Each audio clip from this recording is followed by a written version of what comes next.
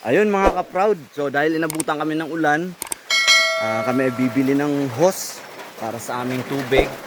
At yun nga, inabutan kami ng ulan kaya makikisilong muna kami dito sa bahay ni Kuya Binto Banyares. Ayan.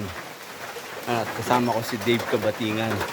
Medyo maga pa yung aking kabilang mata dahil nakagat ng putakte. Ayan. So humuli ako, trinay kong hulihin yung isang putakte para ipakagat yung kabila para balance. Kaso hindi ako nakahuli. Yun. So yan. At yun nga, pakita ko sa inyo yung kalsada dito sa amin. Ayan, sira-sira na dahil sa kauulan. Ayan. So halos araw-araw ngayon, itong nagdaang araw ay walang tigil ang pag-ulan. Talagang tuloy-tuloy. Tuwing tanghali, tapos sa bandang hapon, umuulan din. Yan. So sisilong muna kami dito pansamantala.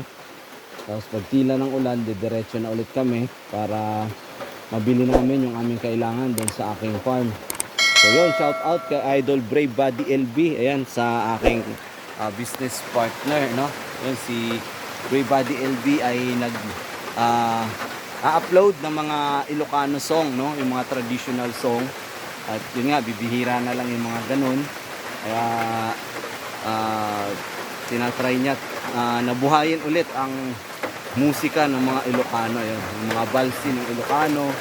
Yun, nag-enjoy din akong makinig kahit na hindi ko naiintindihan. Minsan nakaka-relate din ako sa tono ng mga kanta. At nararamdaman ko rin yung mga kalungkutan dahil minsan malungkot din ang buhay ko. Yun. Yung aso ko, ayan, si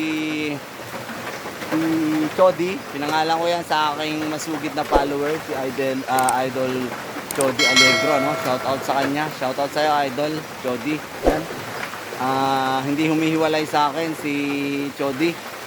Lagi siyang sumasama, ang kinakatakot ko lang baka siya ay maligaw.